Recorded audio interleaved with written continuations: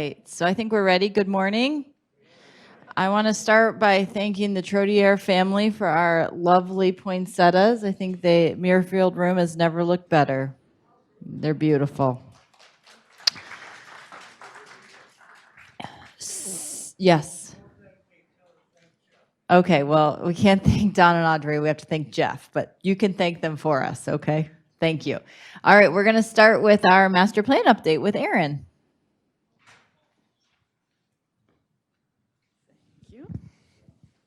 Good morning, everybody. All right, so as we talked about last month, we have started our final phase of the master plan, 2.3, the Rowan House. And over the last month, we've just been continuing with demo. These pictures that you will see were actually taken about 2 weeks ago, so we're a little bit further along than these will show. Right now, the whole space is gutted, completely gutted, cleaned out, and we're ready to start building back the new space. But here's a few pictures. This is right inside of the entrance, kind of the center core area of the space. As you can see with the lighting, it's a little hard to see, but there is tons of above ceiling, old kind of low voltage data cabling stuff that we discovered after we took the ceilings out. So right now we're strategically going through and kind of untangling that mess, figuring out what we can take out and what needs to stay. So that's the main task we're working on right now. This is the south wing of the space. In this photo, all the drywall was down and we were working on taking out the studs. And then if you remember last month, this is the west wing of the space. This is where all the debris was kind of piled up in the middle of the space last month. So this is now what the entire building looks like, where all the ceilings are out, all the walls are out, and we're all kind of cleaned up and ready to get started. Another shot of the west wing. And then this is the north hallway leading into Alderwood right there, those double doors at the end of this, so the doors that lead into Alderwood. So next month we should have some more exciting updates of kind of starting to put the place back together. But that's all we have for this month. Any questions? Yes?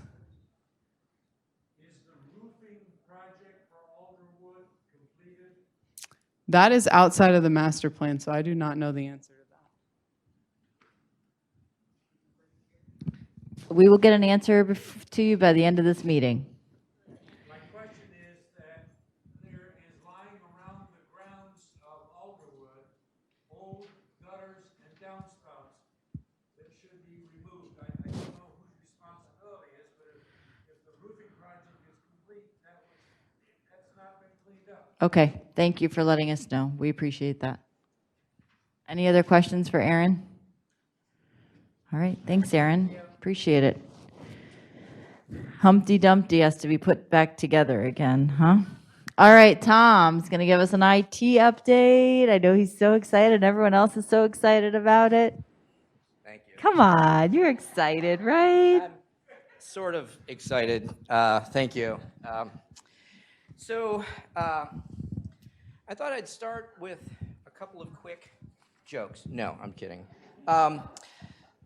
What we do a lot of in IT doesn't really show up. So I'm going to talk to you a little bit about what we do, and then a little bit about what we track, and then more about what you really care about, which is Spectrum.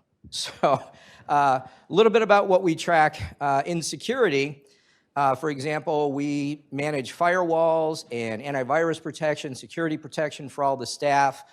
And I thought just a few numbers might make it more real. Last week, we quarantined almost 1,000 emails that came into our staff. And we identified and put to the side over 4,400 in a week. And those being made up primarily of spam, which is just annoying, but also threats, where you're trying to get somebody to click on something or install something. And those are the automatic ones that we monitor like every week. About 40% of all our emails are not really good emails. No surprise there. We also do move-ins. So as the marketing team and sales are getting more people in, we help with the move-ins as they go get more and more frequent. Application support, hardware acquisition, onboarding, new staff, negotiating contracts, managing vendor services, and overseeing things like the new construction, at least from the IT perspective. When Aaron talked about all those wires, they usually call us and say, what does that go to? And we go, we don't know. And they're like, can we cut it? And we're like, sure. And then we wait and see if somebody calls and then go, no, that was a bad idea. No, we try to be a little bit more proactive than that. But a lot of what we do is actually just looking at wires and trying to figure out where they go in a lot of these projects. And then trying to ensure that when the new project is done, it doesn't look like that again, at least for a while. That's one thing. So people ask, how many tickets, I've been asked, how many tickets do we do? November was a record. We did 290 or 283 tickets. For us, that is always a bad thing. Our goal is to minimize the number of tickets, which means you guys aren't having to call because something's not working right. But last month, for a variety of reasons, we had an extremely high number of tickets. But in addition to just looking at tickets, we also track sort of where they came from. This particular graph is only of last month, and things you might wonder, well, did we really have that many computers? A number of those 71, when we go in and examine them, are really Wi-Fi issues, where somebody's Wi-Fi isn't connecting, so they're not getting to the internet. Many of you are shaking your heads, so Wi-Fi continues to be a fairly high ticket generator for us. Oh, we already did the category. Oh, I had more notes. Hold on. See, I'm terrible at this, Rita. So slide 3. Analysis. We do analysis on a year-to-date basis. So this is a monthly review. We also do a yearly review every month, year-to-date. And approximately 35% of all of our tickets were generated by either Wi-Fi issues or television issues, which is a very large proportion. If you think about 3 people, you know, we have a full-time person dedicated only to TV and Wi-Fi eventually, or essentially. So we are very interested in getting Spectrum in as well. Another interesting one is we track the number of tickets with people coming into the help session, the Tuesday, Thursday, 10 to noon sessions. As of right now, 20% of all of our tickets are generated during that 2-hour period twice a week. So we really want to encourage people to come there with things that are portable, your laptops, iPads, because those are also free. Anything that we fix during that time, it comes at no charge. And then just another interesting statistic to me, at least, is about 30% of our tickets are emergency or immediate attention required. So when you see us sort of dashing about, that's because approximately every 3rd ticket that comes in requires some sort of an immediate attention. Let's see. And then the last one, just in case you were curious whether or not residents or staff generate more tickets, approximately 23% of tickets are staff-related, but 77 are resident-related. So those are the kinds of things that we track, that and much more. But to get to the things that we really want to talk about, Spectrum, who's noticed that they're here? Okay, and are all of you in A-Wing?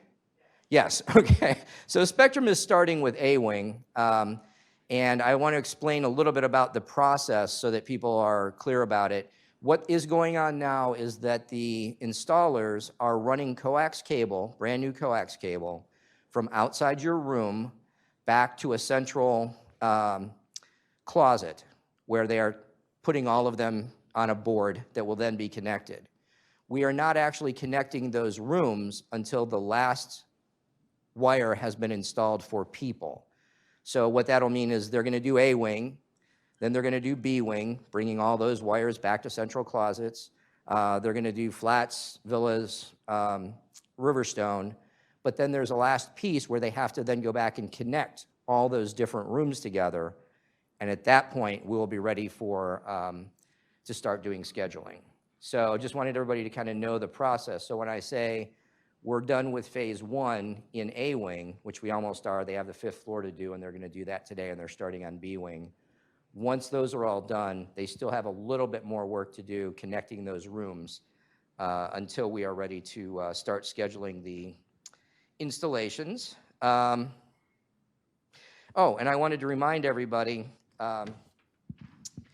that part of the installation process for independent and assisted living will require that you personally call up Spectrum and schedule the installation. There are a number of reasons for this. One is they usually like a credit card, and that's so that if you want to do pay-per-view, you can do pay-per-view. If you want to say, turn on HBO for me, they can do that, and they have a way of charging for that.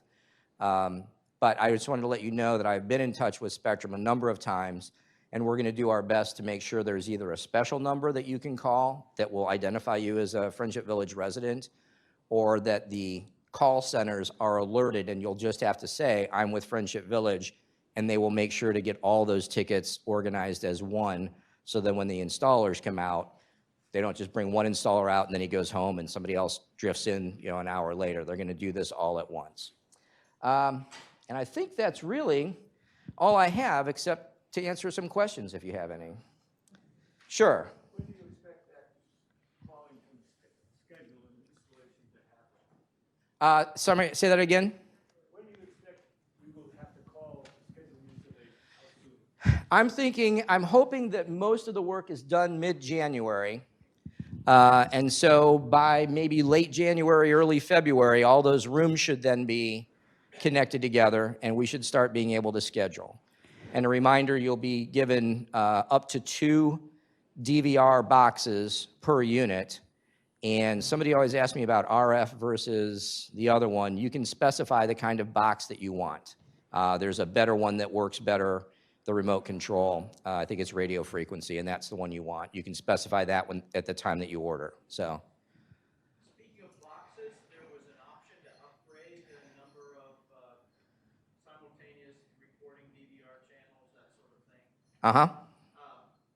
When would be a good time to get an idea of how many of those need to be ordered? Those would be ordered by staff. Oh, I'm sorry. The question was, there is an option. The basic one, I think, has 2 receivers, and so it can record 2 things at one time. But there is an upgraded box that I think can do up to 8. Is that right? Somewhere in that ballpark. That is, the base model is what will come. If you want the additional one, that would be something that you would tell them when you schedule the installation. I think when we schedule the installation, we will have a very specific form for you to say, like a script for who to call, what to say, to make it very easy for you. So we'll prepare that in advance for all of you. And then at the bottom, we can ask any additional questions. Just made a note of that. Okay, thank you. Thanks, Tom. We appreciate you very much. Tom's been working. Here, don't forget your notes. I know you worked so hard on them. Yeah. Thank you. You did an excellent job. Round of applause for Tom. Not everyone is, Tom, we really appreciate you. And I think we can see by the amount of work that you guys do, we would be lost without you and your team. So thank you. All right, so I'm gonna have Larry come up. Does everyone know Larry? Larry runs our therapy department and does a rock star job. And today he and Amy are going to talk to you about a new technology that we have here at Friendship Village of Dublin. All right, thanks, Rita. So what's that? Okay. So welcome, everybody. My name is Larry Danner. This is Amy Cirillo. So we're going to talk about a new piece of technology that we received.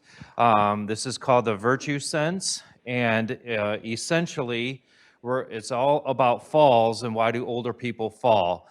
So, oh gosh. So just a quick history of the device itself. Basically, an engineer used a lot of the new technology, or what they're calling artificial intelligence. So basically what they wanted to do was prevent the falls. So why do older people fall, and how do we prevent that? You shouldn't have to have a fall or have a spell of illness or severe injury to be taken care of.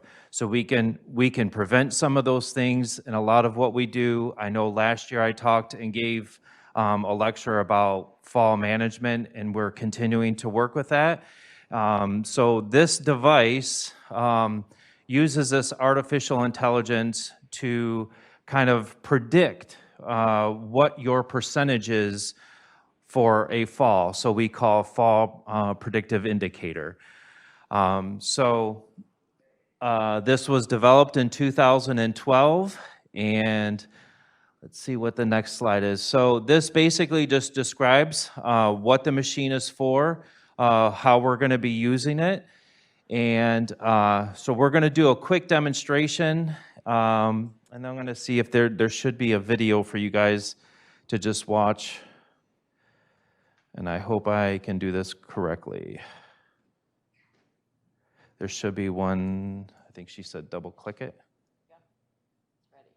Oh, too many times. Oh gosh. Okay.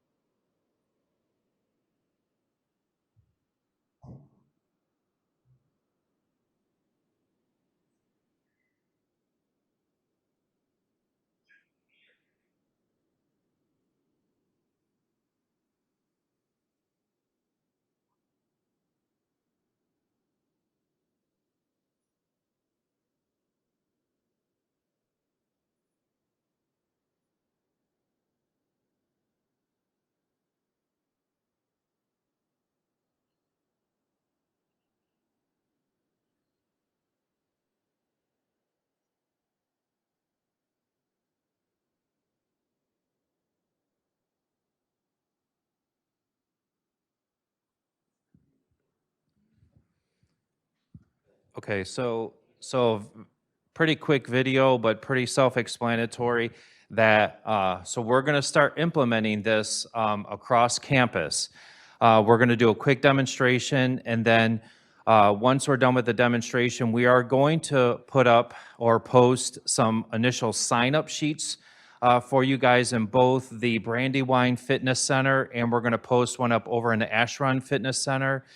And I think we can start implementing that way with a sign-up list, and then we'll also leave a contact number and a card for you guys to reach out to us to start scheduling sometimes to get you guys screened and kind of move forward with that. All right, so we'll go ahead and do a quick demonstration, and then we'll take some questions at the end. Okay, so I'm setting this up. So first, we'll do a couple screen and assessments for the initial screening. Is it on? Can you hear me? Okay. We do a couple screens for the initial assessment. This one we're going to do really quick. It's just called the TUG, timed up and go. It takes about 10 seconds, and then we're completed. So I'm going to have Larry demonstrate that. Position the front of the chair at least 12 feet away from the sensor. At the toe, stand up and walk towards the sensor, turn around and come back. Okay, you ready? I'm ready. All right, go.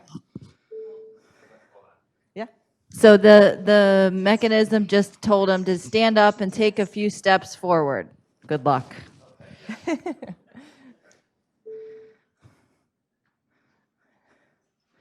So basically it's tracking it's tracking his steps on here, kind of showing how he's ambulating.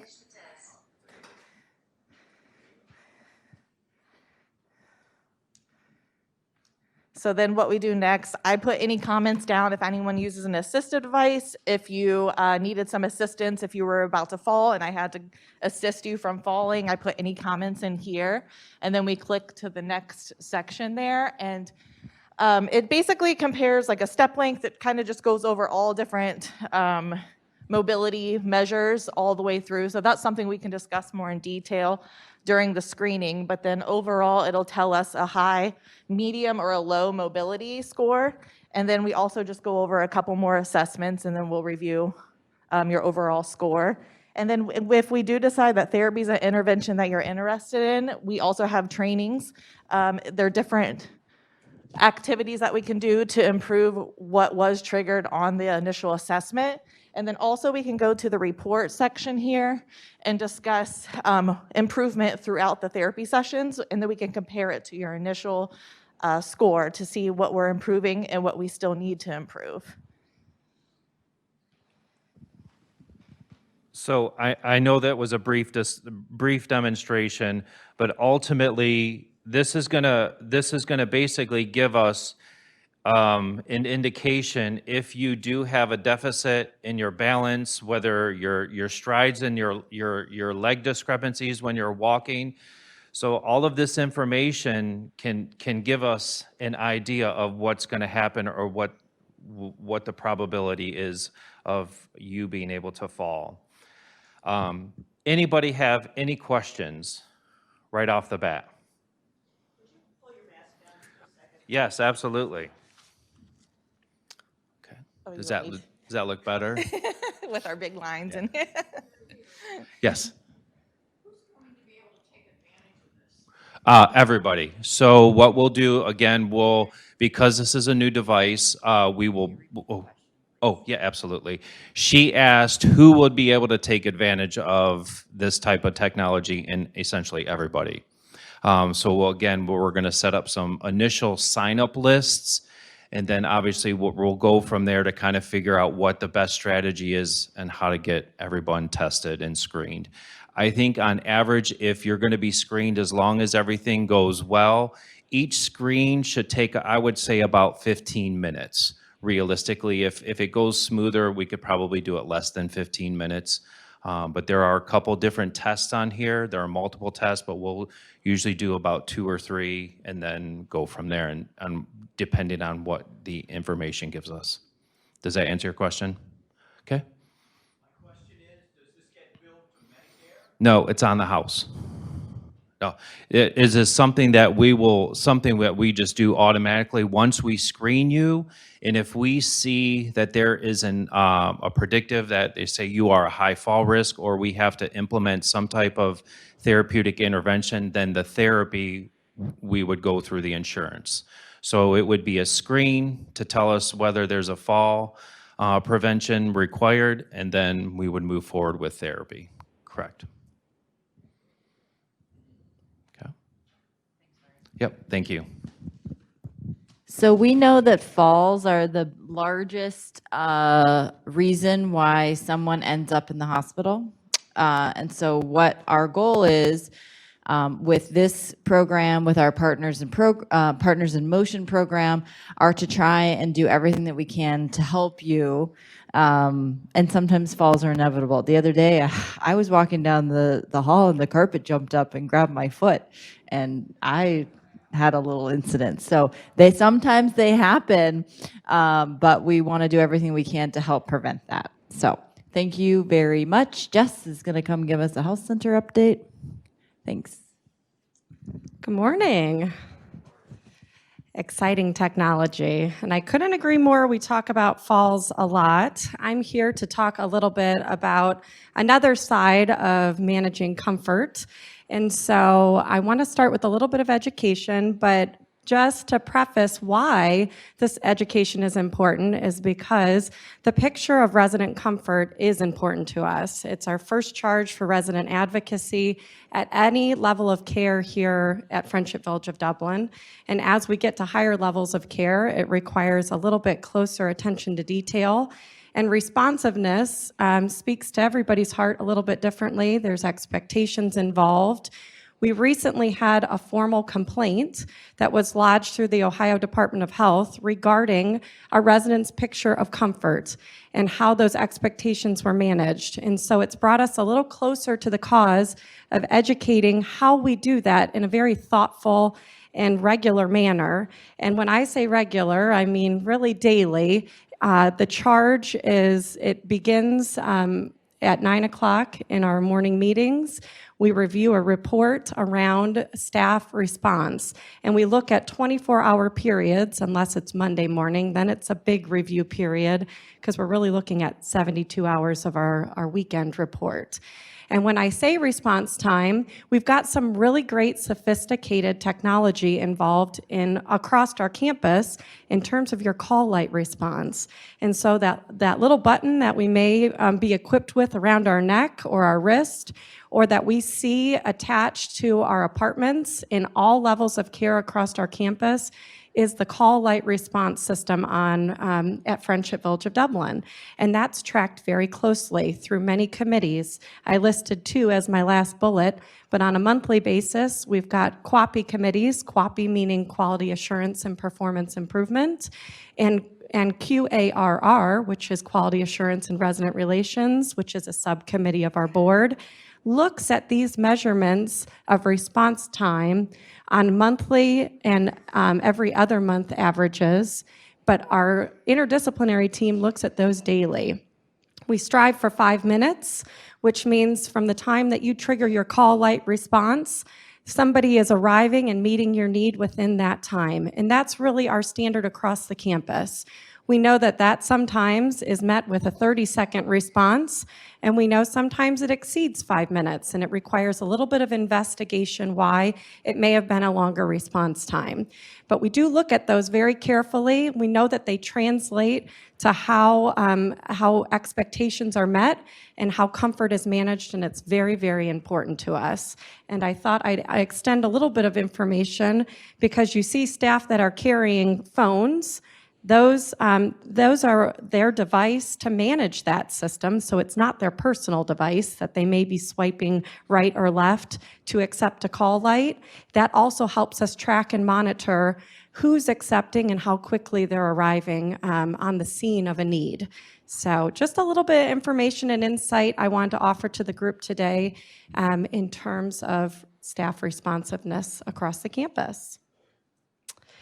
Additionally, and of course things are very quickly moving, I know I sent Danielle this slide last week and things have changed. We've got a little bit of COVID that's touched our lives in all levels of care. But last week, we only had COVID coming up in our Waterford place with the identification of 2 non-direct care workers who had tested positive for COVID-19. No suspected exposures in our resident, our staff, or our visitor communities were communicated through a bulletin. Since then, on 12/9, we had 1 additional non-direct care worker that was identified testing positive through our surveillance testing that occurs on Monday and Thursdays in the garages on our campus. For Alderwood. So we are also in an active outbreak status in Alderwood Health and Rehab. So the Waterford, the Alderwood Health and Rehab, and I know we've got some COVID focus here in independent living. So I think it would behoove the group to remind you, positivity in Franklin County is at 11.98% today. Anything over 5% is considered substantial spread and exposure risk in the external community. Because we're over 10%, it's high. So we've got a big red flag.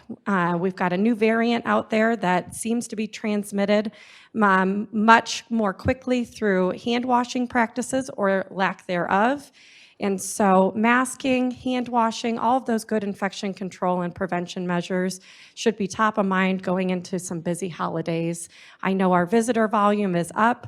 Last week we had 267 visitors just in Alderwood, which is really great and also poses an increased risk that we're trying to keep top of mind.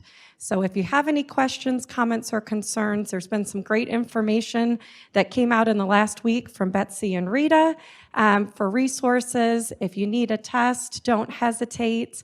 You know your body better than anyone else when you're not feeling well. It's better to be safe than sorry. Thank you. Thank you, Jess. All right, we have marketing and sales coming up. This is my new favorite friend. Oh yeah, we'll do questions at the end. Good morning. So as you can see, we've got Friendly the Elf. If you haven't seen him around, he has returned this holiday season to grace the halls of Friendship Village of Dublin and some of the community spaces. So if you'd like to follow his antics and mischievous ways, you can follow him on Facebook if you're on Facebook, or on the homepage of our website. So enjoy those, because Lee's having fun hiding Friendly amongst the campus, or throughout the campus. As far as move-in and sales, I think we have a tab about that, right? So in November, we had Bruce Bollinger move into B255, and Barbara Herzog, I apologize, the address is not on there, it's A205. And then upcoming in December, we have David and Bonnie Niehoff into 6773 The Villa, as well as Carol Llewellyn in B375. We also have another 4 or 5 people in paperwork, so we're staying very, very busy. Typically, the holiday season slows down a little bit, but we have luckily been able to remain very busy in the marketing and sales department. And that kind of leads into what else I wanted to say is thank you to everyone who gave us referrals last month. As you know, one of my goals is to kind of do a referral campaign every other month to see if you know people who might be interested in a move to the community. And to date, whenever I've done that, I've maybe gotten 4 to 5 new people per time I've done that. And this past time we got 13. So yes, it was a really, really good referral month. So thank you all so much for taking the time to dig deep into your address books and your memory banks of people who you thought might be interested. This was a very nice campaign we did this time. It was a pie drop-off, which went really well because we had the culinary team bake off some delicious pies. And then those who referred those particular people were able to kind of write a note on a little postcard that we had created that basically said, from my home to yours, hopefully one day you'll consider Friendship Village for yourself.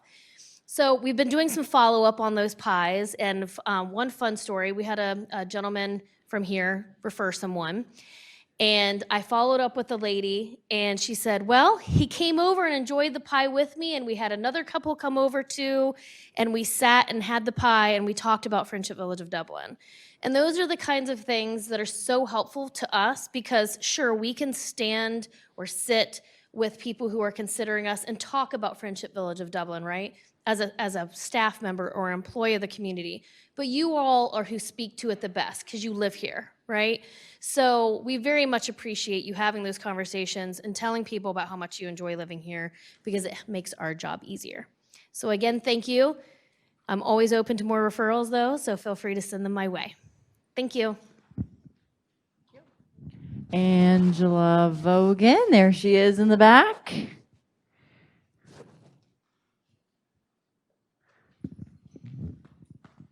Thank you. Hello. Just wanted to remind everyone that right now we have our Associate of the Year update. So for that means everybody that was an Associate of the Month throughout the year goes into the pool to win the Associate of the Year. So if you haven't voted, it's in the main lobby and in the Alderwood lobby. Don't forget about that. That's very exciting. I just wanted to say thank you to the group of you that volunteered to help us pass out the pies. You also passed out your thank you notes. That went over very, very well. I think we only had 1 pie left, which usually when we do events, we have to like remind people to come get them. They came running, so that was great. And I'm grateful for everyone's help. I also just wanted to take a quick moment to thank my committee members from this past year for the Associate of the Month. We put together the program, we sat together, they were such a great asset to have, and I'm so grateful. Those of you that are in the room today, just raise your hand. We started a great program, people are super excited about it, so I'm gracious and I'm thankful that you participated. I do just want to remind everyone, the last month, some of our card intake was low for the Extraordinary Impressions cards, but they are used, so please continue to write those. I did say that we would be changing those once we made our final transition, but as a reminder, they're still there. Use them, write them, thank our associates. They're our main avenue for nominating our Associates of the Month, so please remember to use those. And now I'd like to introduce our little elf that is our December Associate of the Month, Ana Lopez. Please come up.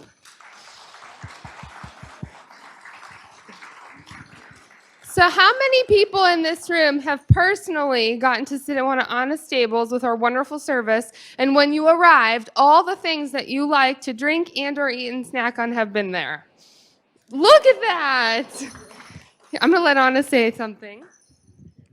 Thank you very much. It's been, most of you know me for a long time, and it's been a wonderful journey. I'm so happy you are back in the dining room. I get to see you every day. We got to share some stories, some fun times, some memories, and I appreciate all the support, the friendship, the kindness, the encouragement, and some word of wisdom that I needed. It's been a pleasure, and it's always been.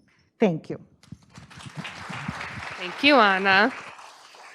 I told her, make sure she jingles on her way in and out. So, and then I just want to put some honorable mentions out there for, again, Mario Pryor in maintenance, and then Rebecca Reed for home care services. So congratulations to all of them, and thank you to all of you. Thank you, Angela. Ana and Friendly should be friends, don't you think? Steve, you want to come on up? Steve's going to give us a little project on our Ash Run project that nothing is easy in life, is it, Steve? Doesn't seem to be. Good morning.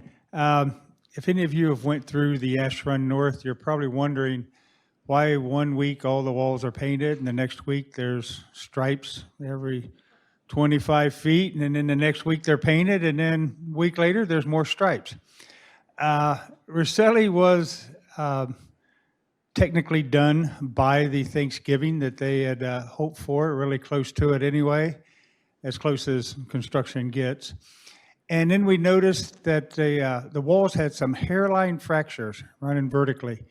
So they went through and repaired all those and repainted the areas. And as we were doing our walkthrough to look for little blemishes, that's where you see all the blue tape, is that Rita and I and Angie McKeever and the architect walked the halls, and we'd find just little blemishes that we wanted them to correct. We noticed more of those little small cracks. They've been in the process of repairing them, but the bigger question is why are they showing up? The building's not new by any means. 06 was the completion. It's kind of got a lot of people stumped. So right now, I know the contractors and the architect are trying to figure out what caused those small little cracks. Usually in drywall, it would be from temperature changes. If you're working in a building that's not conditioned and all of a sudden you turn on the heat or the air or something of that nature, but those halls have always been the same conditioned that they were before. So hopefully they'll get to the end, find out what is causing that, and we can either stop them from happening or correct the ones that are there and be done with it. When that is done, the hallways will be completed. We are working on new signs to include the A in front of the address. And the furniture and the drapes and stuff, I'm actually meeting tomorrow with the interior designer for some drape measurements. And then the furniture is still February probably in that. Who really knows what the way, shipping and supply chains are today, but it's in the works. It's not like it's forgotten. And then we can wrap that one up and sweep that under the rug, and then I'll be focusing a lot more time on the Rowan House. So, thank you. Thank you very much, Betsy. We need Friendly to use his magic in the north corridors so we can get those cracks mysteriously solved. Yes. No worries. Good morning, everybody. Wonderful to see you all today. A quick update. First and foremost, the most important thing I should say to each and every one of you this morning is thank you. We embarked on our annual campaign of asking really everyone in our community to support charitable giving back in November. And then we waited until the Associate Appreciation Campaign had concluded and made a request of the residents on December 3rd. So there's really been a tremendous response to that. So tremendous, in fact, that when we do the holiday greeting, which is a long-standing tradition, it's going to look a little bit different this year. So I want you all to know that holiday greeting, which is a flyer that comes, a letter that comes in everybody's mailbox, and a poster that'll go up in the lobby, that will be arriving next week. It's going to look a little bit different. In the past, it's been broken out by fund.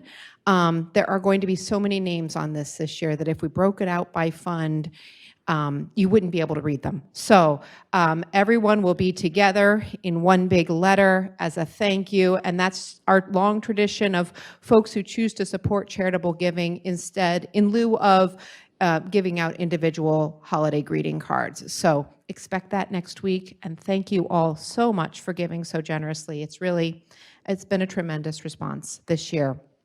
I want to talk about two special projects that we have that were part of that year-end request, but have been in the works prior and will continue after as well.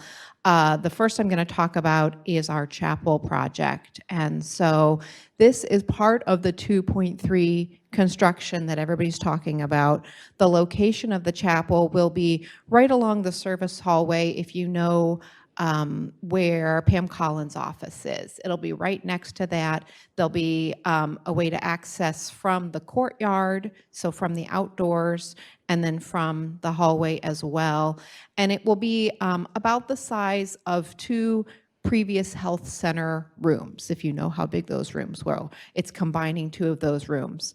I've been working with the Spiritual Care Committee and with a little subcommittee of folks, first and foremost, to design what is going to be the commission of a custom stained glass piece that we will use in that space. It's really going to be spectacular. We've had a little guidance from our Chief Beauty Officer, Andy Howland, in helping us with that design. And so that's going to be really, really fun. And that's being supported philanthropically by Spiritual Care and a number of others as well.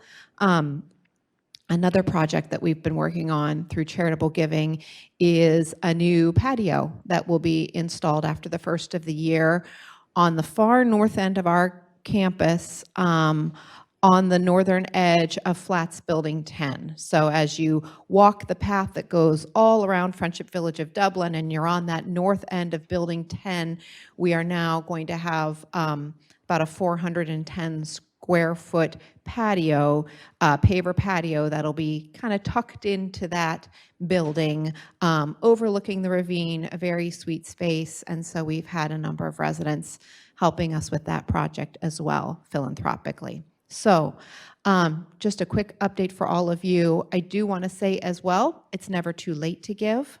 It's never too early to give. It's always the right time to give. I think folks who drop in on me say, is this the right time? It's always the right time. I know we're busy, but my favorite thing to do is to sit and talk with each and every one of you. So always feel free to stop by and ask questions. We will put out the holiday greeting next week. My custom has been to reprint it after the first of the year as well, because there's always folks who, with the timing of things, give a little later. So we'll typically reprint that after the first of the year as well. But you know where I am, and if not, I'm right here close by next to the fireside room. Drop by anytime, send me an email, give me a call. Always happy to see you. Thanks so much. Thank you, Betsy. We're looking forward to the fun things that you've been working on. Matt is going to give us a little update on the holidays. Good morning, everybody. Yes, I'm still back. I am back. I'm sorry I was gone for a couple of weeks, but I'm back, and we're going to get things all organized again for the holidays. Real quick on the holiday hours, Christmas, we're going to operate very similar to what we did at Thanksgiving. We'll be open. The Legacy will be open from 11:30 to 5:30. If we need more, we'll add more. Thanksgiving, if I might have told some of you, we had probably 65 to 70% of the people who responded to the survey were actually going out for Thanksgiving. So we're going to do another survey. It will be in your mailbox tomorrow night. Again, very similar questions, dining in your residence, etc. We'll have that out tomorrow night. Reservations, again, the same reservation. We'll have a book in the Legacy dining room. We'll be starting at 1 o'clock on Friday. First come, first serve for signing up for the reservations. And we are allowing a +4 family members to dine with you on Christmas Day. And then the only thing else really is at New Year's. We're not planning anything. We're going to be open regular operational hours for New Year's Eve and New Year's Day. And that was really all I had for you guys today. Any questions for the holiday? Oh, okay. Yeah, we'll do questions at the end. All right, Seth?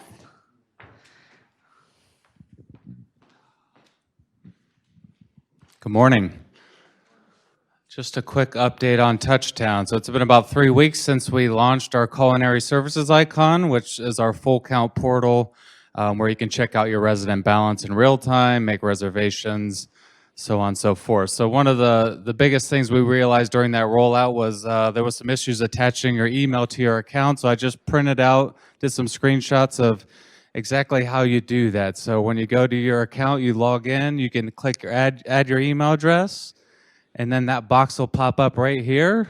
So you'll plug in your email address, confirm it, and then you'll have to check that email address. So if it's a Gmail account, you should get a confirmation email to your Gmail account that you'll click confirm, and then your email will be added to your full count resident portal profile. So I just wanted to put that out there because we did receive quite a few questions, concerns about that. We can also on the back end add email addresses to your guys' account. So if you have an issue, please don't hesitate to reach out to myself, Jeannie, Stacy, or Matt. We can kind of help get it to the right person to take care of that for you. All right. And one last exciting update. I heard at the end of last week from Touchtown about the full integration. So part of the culinary services icon I talked about is full count and Touchtown doing a full integration, which means you will no longer have to put that annoying second username and password in when it pops up. So I received good news at the end of last week that integration is fully realized and live. So actually this afternoon I have a demonstration with Touchtown to see how that'll look and what I need to do for next steps to get that up and running here, because both Touchtown and Full Count, I've badgered them enough. They know that we should be top on the list. So I hope to have good news about that here soon to share with you all. So other than that, happy holidays. Seth's going to stand here. How many of you use Touchdown on a regular basis? Yay. Great. So we actually love Touchdown more than you do. So this week and last week when we had our COVID scare, Seth was able to go into Touchdown and by class determine who was in the class. So if you rode on the bus, you had an email address that was linked with your apartment and I guess and your phone number. So, and then more interestingly, so we were able to pull, we have a master spreadsheet, which I think before would have taken us probably multiple hours. We were able to pull that information in a matter of probably 30 minutes. And then while he was doing that, Betsy was working on the memo, and then the Full Count team, the culinary team, was able to pinpoint who everybody had dinner with on that specific dinner or lunch and where. So we were able to do some contact tracing very, very, very quickly. So it was quite helpful and impressive. So on the back end, it's also an incredible tool, not just a communication tool, but also we were not joking, but saying like, I wonder if this is what they thought we were going to use all this for, COVID contact tracing. So I just want to give Seth a big shout out for that because it was a ton of work and continues to be. Okay. I want to, on behalf of the residents, or excuse me, the associates, thank all of you for your incredibly generous employee appreciation gifts this year. I think it was last Friday, 2 Fridays ago, excuse me, we had people literally dancing out of the building. So I know that it's Jack Pettit and his committee worked tirelessly on it, and I know you were all incredibly generous. So on behalf of the associates, thank you very much for helping to make them have an excellent day and an excellent season.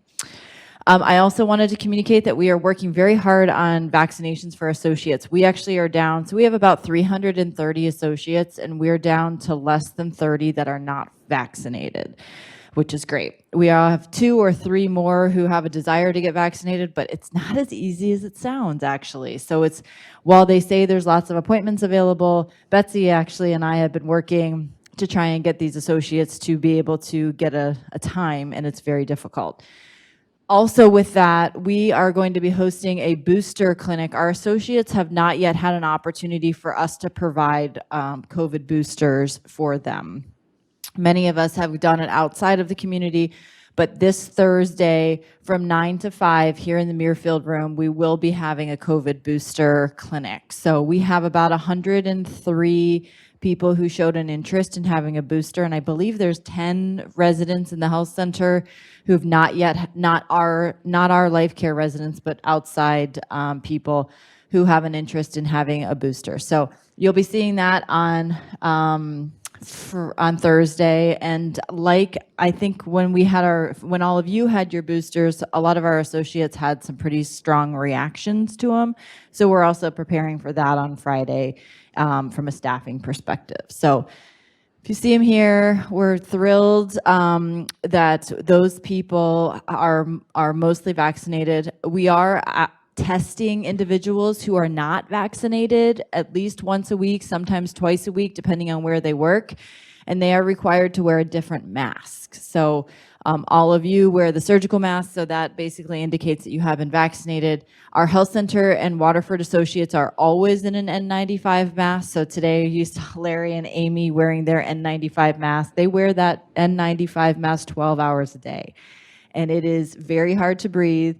And I think we should be extra appreciative to our health center and Waterford people. But if you are unvaccinated, you also wear an N95 mask while you are inside of Friendship Village. And we're trying really hard to prevent another outbreak. This time last year, we don't ever want to go back. So I think and appreciate everyone's patience. I know a lot of you were quarantined over the weekend, and I think no one was happy about that, but everyone did an excellent job and was very kind and understanding of it. So we thank you for that. Okay, some other quick things. We are working on the transition for LCS. It's quickly approaching. So the end of January, the last day that we will be with LCS is January 31st.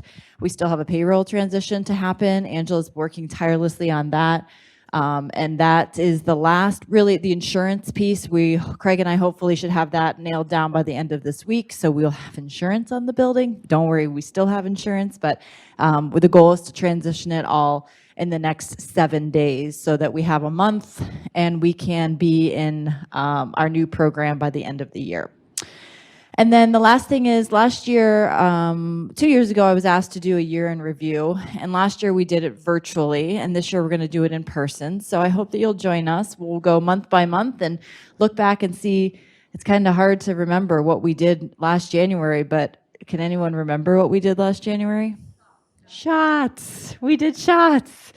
Who would have thought we'd be excited about shots? So we'll take a review back on the year and have a little fun reminiscing on all of that. So Chip, you are our first question. I was simply going to ask about what's the definition of a direct care worker? Who is and who isn't? Maybe it's obvious, but I'm not sure. Yeah, it's a great question. Jess can answer that. So the question is, what's the definition of a direct care worker? And she can give you a summary on that.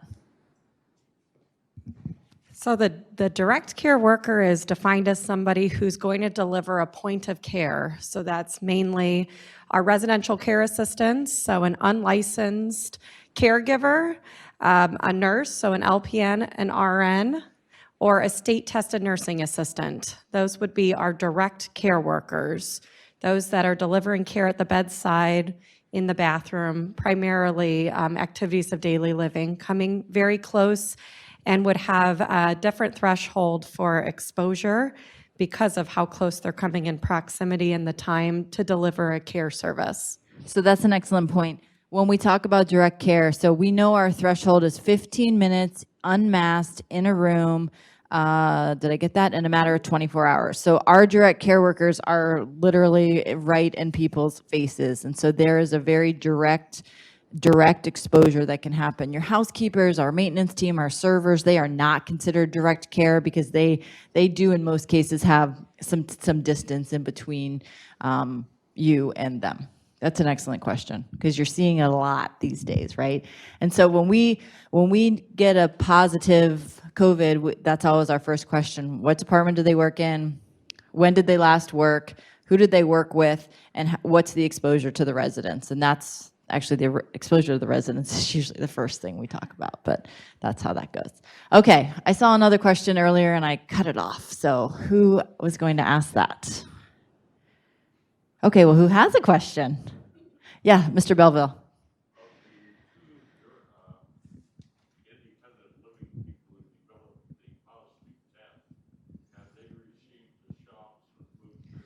So we actually have 3 independent living residents who are currently dealing with COVID, and all of our independent living residents, with the exception of one person, are vaccinated and boosted. So everybody in the campus is vaccinated and boosted. So these 3 individuals were also vaccinated and boosted. Yes. Yes, Michelle.